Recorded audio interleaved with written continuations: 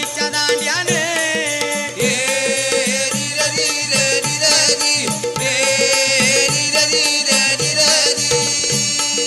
भांडण सोडायला गेला हल्लाई नवरा पळीच्या दांड्याने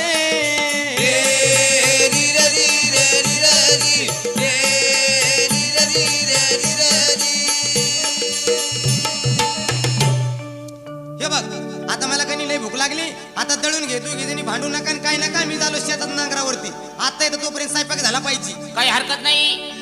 पतिवार्ता स्वरी मला बाई दळण दळायचं बळण दळायचं ग